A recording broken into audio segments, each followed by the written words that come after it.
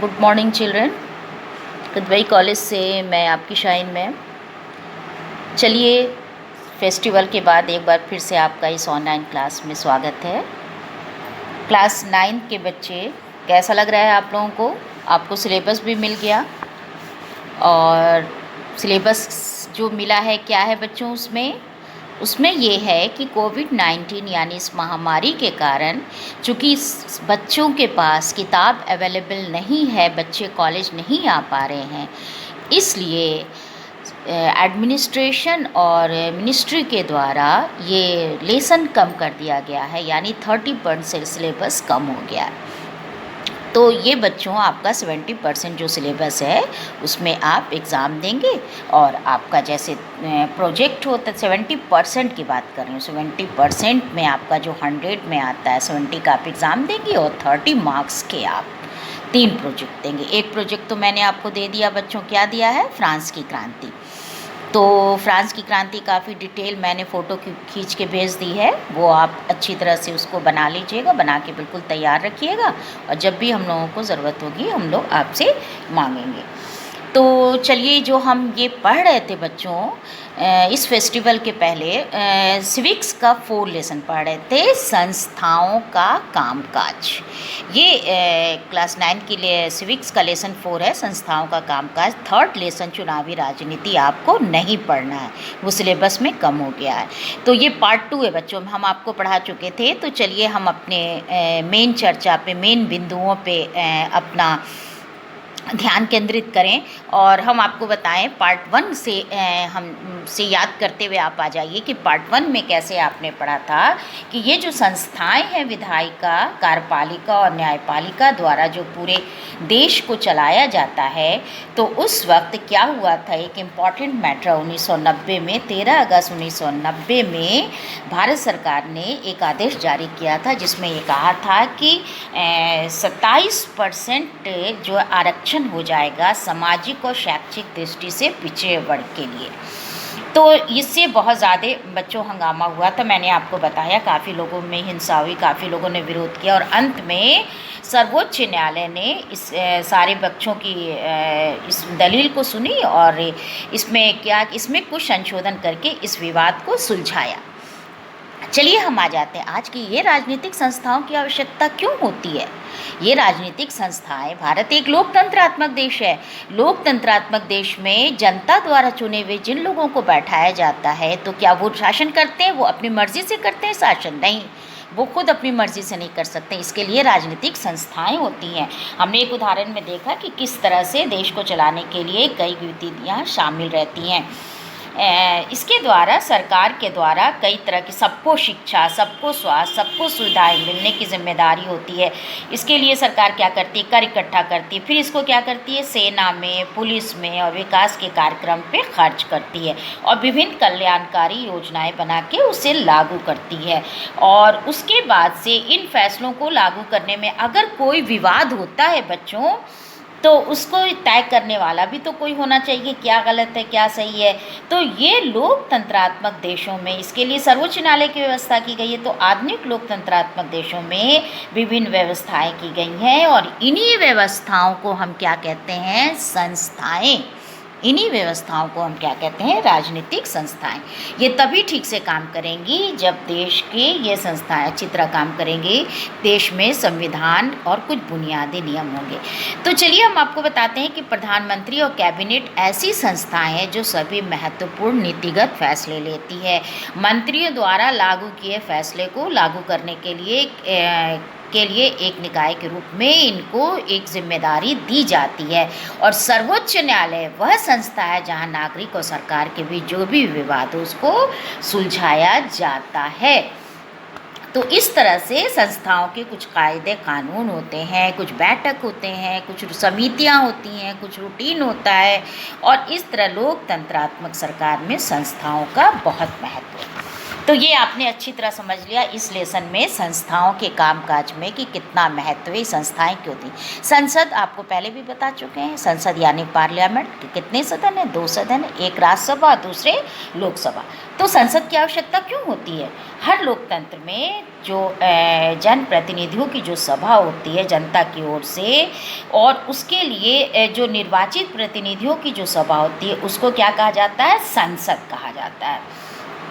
तो किसी भी देश में कानून बनाने का सबसे बड़ा अधिकार किसका होता है? संसद का होता है, और इन सभाओं को ही विधायिका कहते हैं। और दुनिया भर में संसद सरकार चलाने वालों को कुछ अधिकारियों का प्रयोग देती। भारत एक ऐसा देश है कि उससे भारत जैसे देश में सीधा नियंत्रण संसद पे रहता है। संसद की सहमति की स्थिति में ही सरकार चल सकती है। संसद के फैसले पे, सरकार के हर फैसले पे किसका नियंत्रण रहता है? संसद का। आप गौर से सुनिए बच्चों, संसद पे आपको क्वेश्चन एग्ज़ाम में अलग से आ सकता है, अभी भी आएगा बच्चों और 10th में भी आएगा।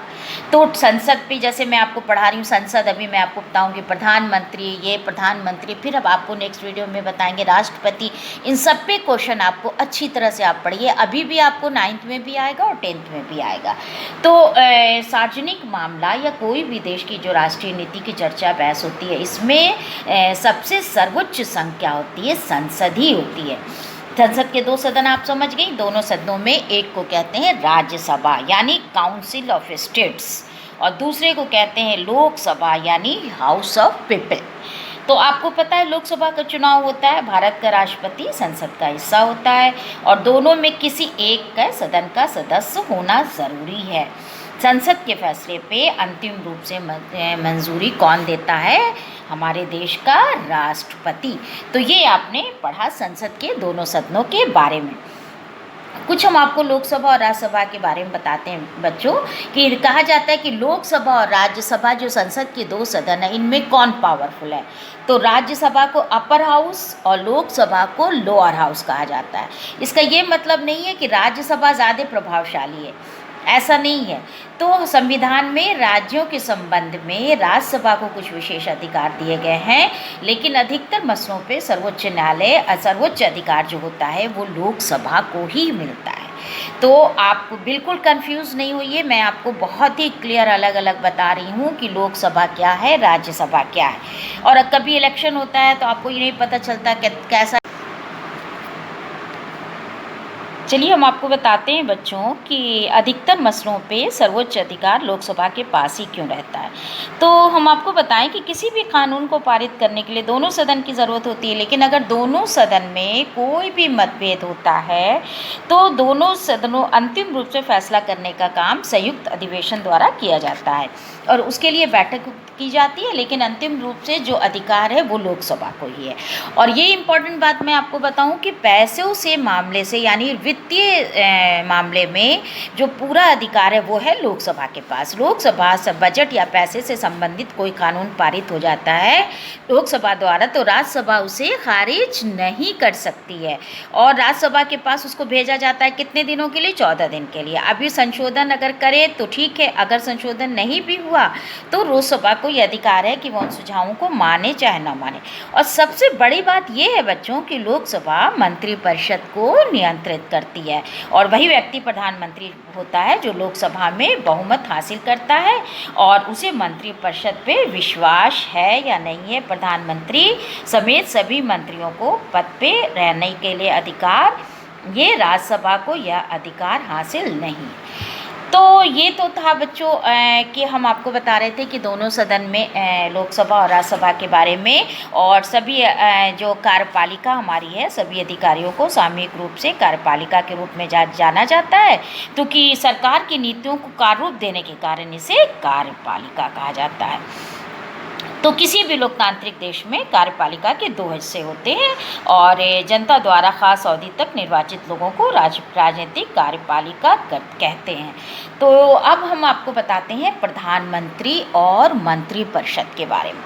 हमारे देश में प्रधानमंत्री सबसे महत्वपूर्ण राजनीतिक संस्था, मंत्रिपरिषद यानी मंत्रियों का समूह। तो राष्ट्रपति प्रधानमंत्री को नियुक्त करते हैं। सो गौर से सुनिएगा बच्चों, लेकिन राष्ट्रपति अपनी मर्जी से किसी को भी प्रधानमंत्री नियुक्त नहीं कर सकते हैं। अगर एक पार्टी को गठबंधन हासिल नहीं होता हो तो राष्ट्रपति उसी व्यक्ति को प्रधानमंत्री के रूप में नियुक्त करता है जिसे सदन में बहुमत हासिल होता है।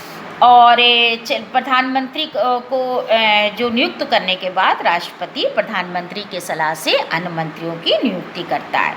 और अगर मंत्री उसी पार्टी का या गठबंधन का हो तो लोकसभा में उसको बहुमत हासिल करना होता है। तो चलिए हम मंत्रिपरिषद में बताएं बच्चों कि जिसमें सारे मंत्री होते हैं उसे मंत्रिपरिषद कहते हैं। इसमें करीब करीब ज़्यादातर 60 से 80 तक मंत्री होते हैं, जिसमें मंत्रिपरिषद यानी कैबिनेट के मंत्री। अब कैबिनेट के मंत्री में हम आपको इनमें मंत्रियों में 3 तरह के मंत्री बताएंगे। पहला कैबिनेट मंत्री, दूसरा स्वतंत्र प्रभार वाले राज्य मंत्री, दूसरा राज्य मंत्री। कैबिनेट मंत्री बच्चों क्या होता है? अमूमन सत्ताधारी पार्टी जो होती है उसमें गठबंधन की पार्टी के जो वरिष्ठ नेता होते हैं ये प्रमुख मंत्रालय के प्रभारी होते हैं। कैबिनेट मंत्री मंत्रिपरिषद के नाम पे फैसला करने के लिए बैठक करते हैं और इसमें करीब करीब 20 मंत्री आते हैं। अब चलिए दूसरा स्वतंत्र प्रभाव वाले राज्य मंत्री हम आपको बताएं कि अमूमन छोटे मंत्रालय के जो प्रभारी होते हैं और विशेष रूप से कैबिनेट की बैठक में भाग लेते हैं। अब जैसे मैं आपको यहाँ पे थोड़ा सा बताऊँ, जैसे कृषि मंत्री है, रेलवे मंत्री है, पर्यटन मंत्री है, शिक्षा मंत्री, ये क्या है बच्चों? ये मंत्रालय है और सबके अलग अलग मंत्री होते हैं। अब आ जाइए आप राज्य मंत्री हैं ये कि राज्य मंत्री अपने विभाग के कैबिनेट मंत्रियों के जुड़े होते हैं और उनकी सहायता करते हैं। तो अब प्रधानमंत्री के अधिकार के बारे में हम आपको थोड़ा सा बता दें बच्चों कि संविधान में प्रधानमंत्री के अधिकार, स्क्रीन पे आप देखिए प्रधानमंत्री के अधिकार। संविधान में प्रधानमंत्री या मंत्रियों के अधिकार के बारे में तो आपने बहुत सुना है, लेकिन सरकार के प्रमुख के नाम के नाते प्रधानमंत्री के बहुत व्यापक अधिकार होते हैं। वो कैबिनेट की बैठकों की अध्यक्षता करता है, कैबिनेट यानी मंत्रिपरिषद, और विभिन्न विभागों के कार्यों का समन्वय करता है। विभागों के जो विवाद होते हैं उनके मामलों में उनके निर्णय अंतिम माना जाता है। विभिन्न विभागों का निगरानी, विभाग मतलब बच्चों कृषि विभाग, पर्यटन विभाग, शिक्षा विभाग, इस तरह से जो रेलवे विभाग, बहुत सारे जो हमारे सिंचाई विभाग, बहुत सारे विभाग हैं उनको जो उनकी निगरानी करता है वो सारे मंत्री उसी के प्रधानमंत्री के नेतृत्व में भी काम करते हैं। प्रधानमंत्री ही मंत्री के काम का वितरण और पुनः वितरण करता है। किसी भी मंत्री को बर्खास्त करने का उसे अधिकार होता है। जब प्रधानमंत्री अपना पद छोड़ता है तो पूरा मंत्रिमंडल को इस्तीफा देना पड़ता है। इस तरह से अगर भारत में कैबिनेट सबसे अधिक प्रभावशाली संस्था है बच्चों, तो कैबिनेट के भीतर सबसे प्रभावशाली व्यक्ति जो होता है वो होता है प्रधानमंत्री। और किसी एक को बहुमत नहीं हो तो कैसी सरकार बनती है? गठबंधन सरकार बनती है। तो हम आपको बता दें बच्चों कि हाल के कुछ वर्षों में भारत में गठबंधन की राजनीति के उभार से प्रधानमंत्री के अधिकार कुछ हद तक कम हुए और गठबंधन सरकार में प्रधानमंत्री अपनी मर्जी से फैसला नहीं ले सकता है। उसे पार्टी के भीतर विभिन्न समूहों के गुटों के साथ गठबंधन के साझेदारी की राय माननी पड़ती है। अब आप पूछेंगी गठबंधन सरकार क्या है मैडम? तो विधायिका में बच्चों किसी एक पार्टी को बहुमत नहीं होने की सूरत में उससे अधिक राजनीतिक पार्टियों के गठबंधन से सरकार बन जाती है और प्रधानमंत्री को गठबंधन के साझेदारी और दूसरी पार्टियों को देख के उनके समर्थन के अधिकार पे ही काम करना पड़ता है। तो ठीक है बच्चों, ये है तो आपने देखा कि संस्थाओं के कामकाज के पार्ट सेकंड में कि किस तरह से संसद और प्रधानमंत्री के बारे में। प्रधानमंत्री हमारे देश के प्रधानमंत्री नरेंद्र मोदी इस वक्त काम कर रहे हैं और हमने प्रधानमंत्री के अधिकार के बारे में आपको डिटेल बताया और नेक्स्ट वीडियो में मैं आपको न्यायपालिका और राष्ट्रपति के बारे में बताऊंगी। चलिए आज के लिए इतना ही। Thank you.